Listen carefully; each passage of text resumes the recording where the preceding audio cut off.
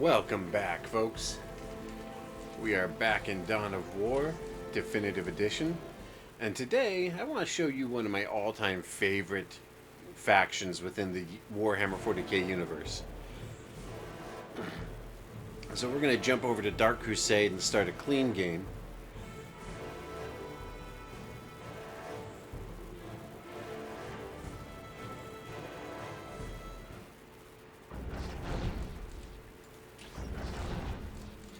Went on easy just to save time. The planet Cronus. Yes, Beset on yes, all we saw this sides, the last time. Shut up.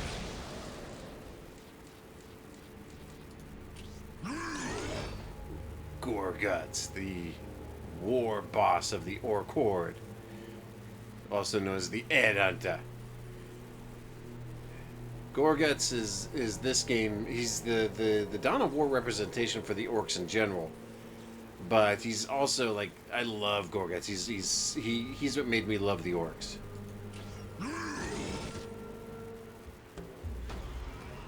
Driven from Lorne 5, the Ork war boss Gorguts Headhunter managed to return as a greater threat still during the Dark Crusade. He formed a new war band from Ork freebooters and pirates and others pushed out of the Lorne system, and set about raiding worlds on the outskirts of the Tau Empire, gaining resources along the way. When Cronus sent out desperate calls for help against the Necrons, Gorguts sent his forces to strike at a vulnerable target. Gorguts' war fleet dropped out of the warp only to find Imperial and Tau fleets squaring off above Cronus. The Orks lost several ships, but the clashing fleets were unable to repel the large number of rocks Gorguts threw into the atmosphere.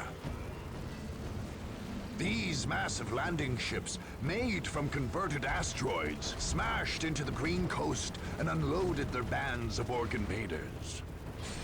There, Gorguts brought the local feral Orks to heel and set about his conquest. The war had come to Cronus. Alright. So, Orks. If you're wondering, are they related to fantasy Orks? Welcome Yeah. to the single player Oh, campaign shut for up. I Dawn don't of need War. you. Yeah, kinda. But for lack of a better term, basically the Orks are... They're basically sci-fi Ork. They're basically fantasy Orks with sci-fi upgrades. That's really all it boils down to. Most of the time portrayed as having a Cockney accent, very often portrayed as being brutish, violent, and incredibly aggressive. To that extent, they typically operate in mass formations and hordes. Where there's one, there's 100. Where there's 100, there's 1,000. So you often play them as a quantity over quality unit. Lots of raw power, lots of manpower, but not a lot of specialization or sheer firepower. In fact, nothing gets an Orc's blood up more than getting stuck in a good fight. That's what they live for. But the downside of it all is that the Orks, for lack of a better word, are, well, dumb is the wrong word, but calling them smart would be incorrect as well. They're complicated. You see, on their own, they're feral, tribal, basic. Axes, swords, basic guns. But as they combine together into larger groups, they get smarter. They learn how to make weapons and tools again. They learn how to build vehicles. Some of them will gain psychic powers, others will become medicine men. The Mad Docs, as they call them. And the truly powerful, the truly monstrous, become like Gorguts, the warlords, the war bosses. A powerful enough Ork will be 15 feet tall, weighing half a ton, and decked out in enough armor and firepower to stop a division of tanks by himself. But that's only the truly monstrous. So let's get started with the baseline. Which way? I wanna get stuck in with the boys. Now the they also have a special unit called Wa energy, which is Oh, hey, boss. Sod off.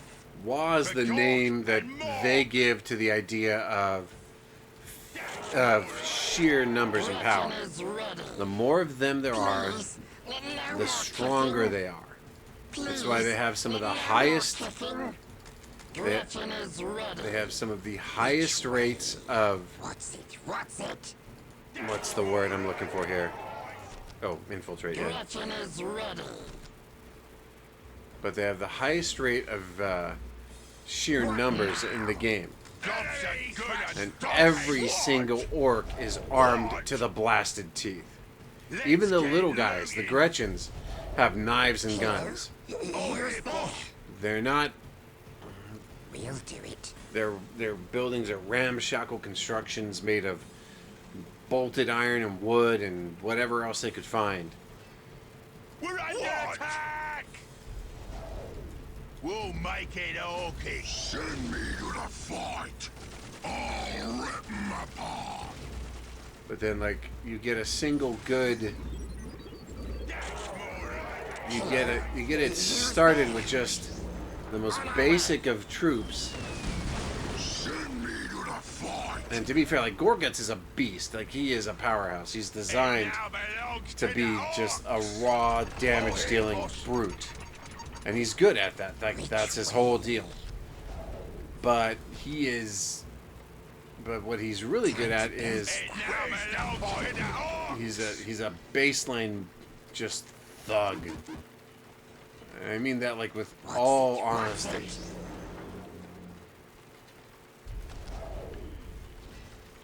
I'm not doing anything.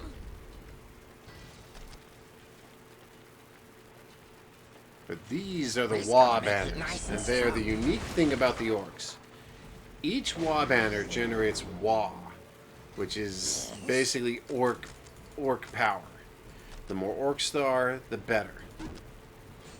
But the same result is that your average group of orcs is just, bare minimum, they're just a group of gun-toting, axe-toting thugs. On our way.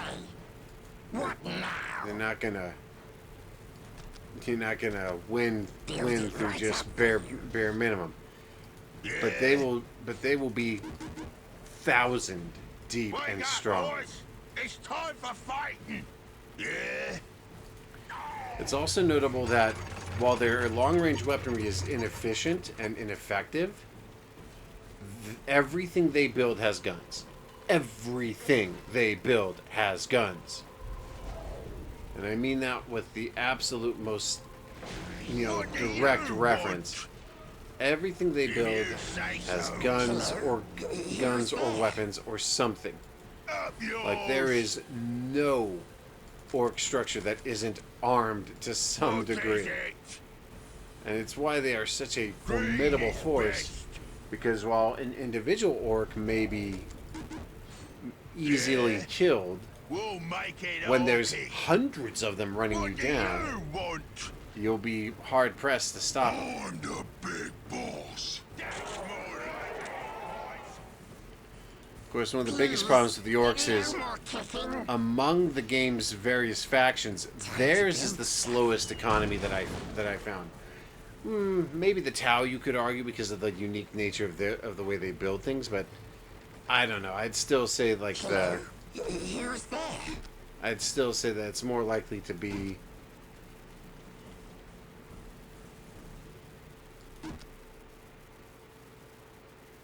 Oh wow, I forgot. That thing takes 165 requisition.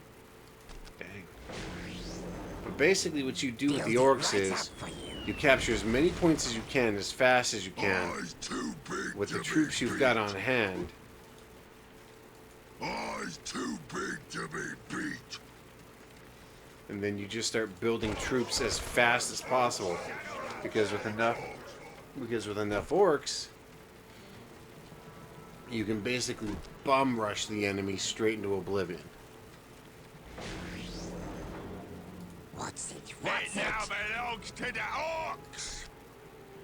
It's also notable that the Gretchen What are one now? of the few builder groups Yeah? that can build without being detected because Which way? they're infiltrated, they're stealthy. We're gonna make it nice and strong. So like they are very helpful. But What now? I've got my boys' hut.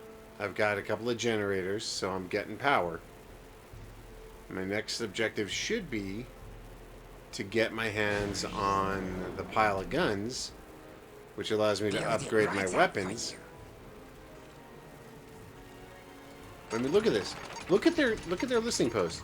Is a wood metal ramshackle construction with a big gun bolted onto the top. That's all it is. Please, no more kicking. And that is what I love about the orcs as a rule, is like Time to everything build about them is built on this principle that we're gonna beat you through sheer power and numbers, and it doesn't matter what you bring to the table, we will absolutely kill you. He's like Gorguts himself once made a. If I ever get to the point in Winter Assault where they make that statement, I'll make sure to record it. But there's a line in Winter Assault where if you're playing as the orcs, Okay, all right. there's a line where Gorguts and the Chaos Champion are We'll arguing, do it. and Gorguts makes a point. He says, we don't need any piece of metal to be strong. We are strong as we are. Now, I'm paraphrasing, because he does it in that immensely cool Cockney voice that I can't replicate, but I love how he tells them, we don't need no tin contraption to be strong. We are strong. Listen to them, screaming across the entire planet with one voice. This is a right and proper wah. And that's the whole thing. Like you can, if you know how, the final level of that game, you're supposed to be using this Titan and its weapons to help beat the Necrons. And you can literally do that without the Titan if you play the Orcs by sheer numbers. Like, you will just amass enough troops and tanks to beat the Necrons in a straight-up brawl. It is glorious. They shooting us! But yeah, this is where the game... This is where the Orcs are at their best, because, sure, each of these Orcs individually is weak as all get out. But by the time you're done with a particular setup, there will be hundreds of these guys roaming across the battlefield like as they call them, like the green tide.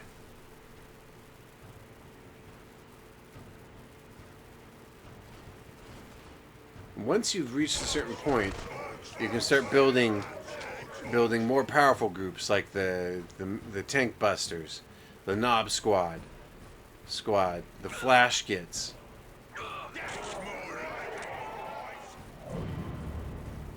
But like for each orc you lose, you can add like 20 more until a certain point. And really the whole crux of it is you just keep the Gretchen and you keep them building and building and building and building. And you actually build as many of these towers as you can. And every tower you build adds more to your power.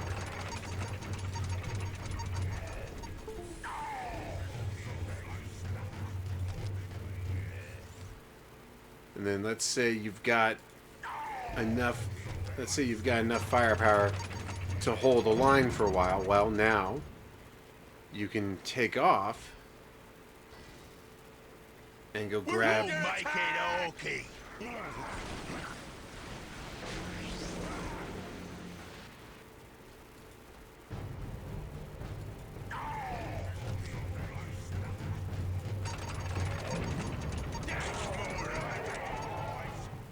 Yeah, like the whole thing about the orcs is that you want them to be enormous massed groups of firepower.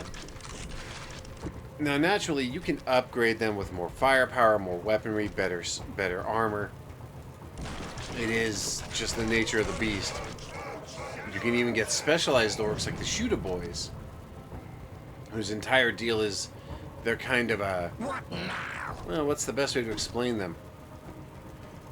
For lack of a better term, they're like orc sharpshooters. Time to build Which is a contradiction in terms, I guess. Like, an orc doesn't care about marksmanship. He doesn't. An orc's idea of marksmanship is, if I fire enough bullets at you, one of them hits you eventually. That's an orc's ideals of marksmanship. But then you get the Shooter Boys, and while they would be nothing compared to even the baseline Imperial Guard. Oh, hey, boss. What is it?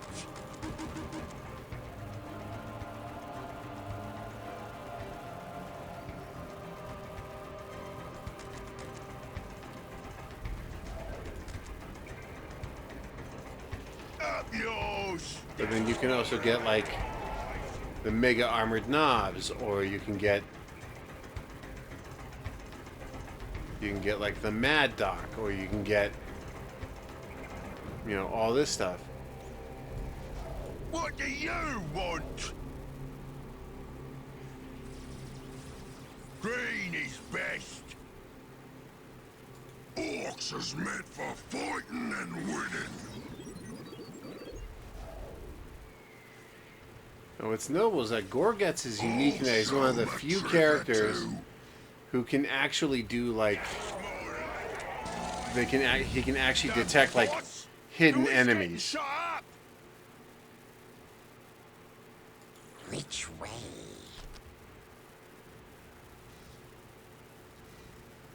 They cannot hope to win. But like you just keep putting down these wall banners anywhere you can. And not only does it make it hard for your base to get knocked down, Yes? Please, no more kicking. but it also means that you can now do stuff like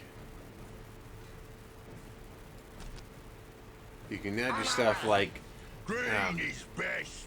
you know, upgrade the defensive units. You can build more weaponry. You can basically keep upgrading the orcs until they're a walking wall of absolute hell and obliteration, and they are tearing through everything in their path.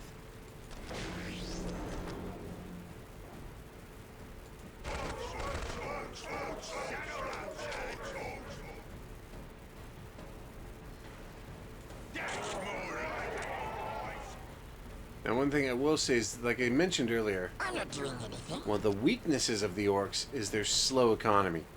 And particularly of note is their slow power economy. They take longer to build up power than anyone else, simply due to the fact that inherently they rely on it less than others, so you don't really think about it. But you still need it. Ready for stomping? We'll make it okay. I think I know where the Tau are. They shooting us. But the reason I keep Gorguts with them I'm the boss now. the reason I keep Gorguts with him is because he can do the detection function. Is the biggest and the strongest. So he can actually act as a detection unit to allow them to see hidden enemies, which is very handy.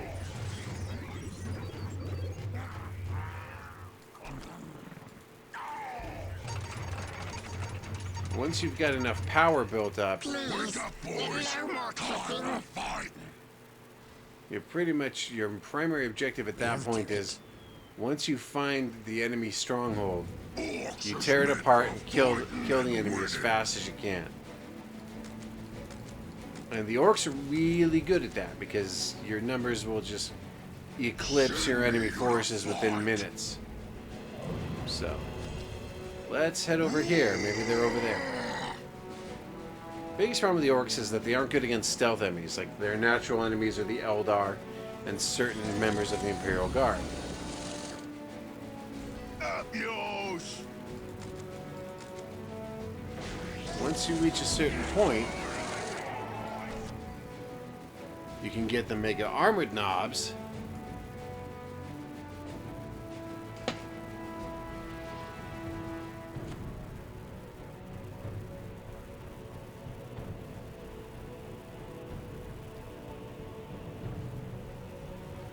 Which automatically detect enemy forces and allows you to basically just rush in and start obliterating enemies with numbers. But the Mega Armored Knobs are also heavy shock troops, so they do a lot more damage. And then you've got the Tank Busters, who are what can I say? They are what the name on the tin says. They are literally designed to shatter tanks. We better be going to a fight. Orks is the biggest and the strongest. I'll rip 'em apart. But the biggest issue with the Orks is the races. They're and I mean this tactically, not like racially, but biggest issue with them is that they don't have the concept of stealth in the way we do. What they think of as stealth is we'll paint purple. Because you ever seen a purple orc? No. That's why. And because in the old days it was called the Gestalt Psychic Field. Their collective psychic ability warped reality to make what they believed real if there was enough of them. I don't know if that's still how they explain it, but it's how I've always explained it. But I love the idea like that these guys can just will into existence something beyond reckoning and concept. I love it.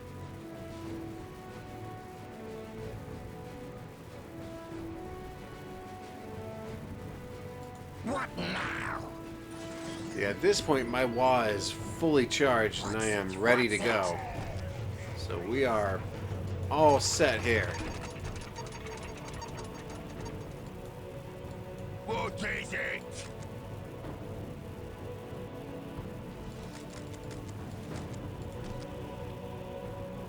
Orks is made for fighting.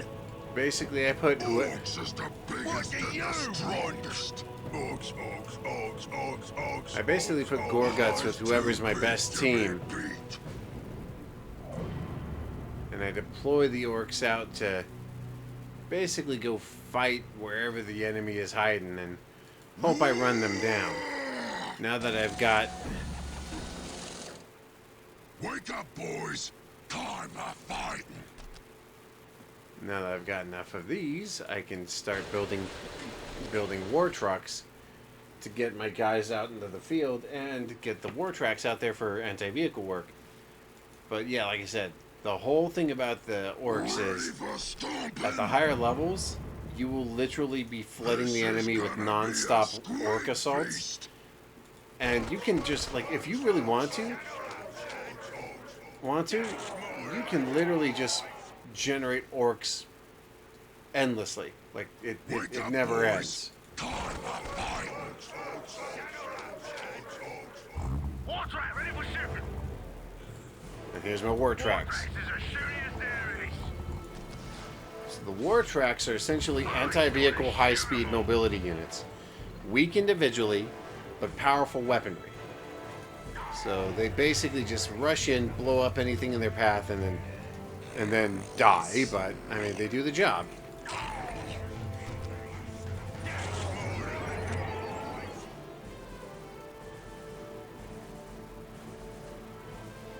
And then you can get a looted tank or a Squiggoth, and they will do like a lot of good work for you. Don't have to though. My troops took out the enemy HQ. Done and done. And that's how the Orks operate: is build up the Wa, build up the boys, rush the target, and just run, and just keep blasting. Unlike the Imperial Guard, who mostly rely on tanks and artillery, you can win fights with infantry with these guys all day long. But like if you want like the heavy armor or the red iron gob or the big horns, with a custom double shooter.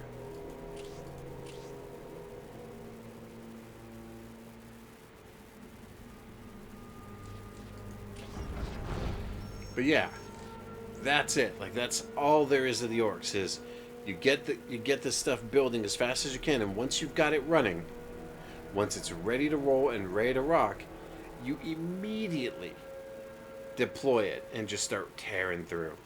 You can get 5-6 squads of boys together, and against enemy troops, they're individually going to get slaughtered by the dozens. But if there's 100 of them to one of the enemy troops, you're going to win eventually. That's the whole point. Anyway, we'll call it here for now. This will be my Orks.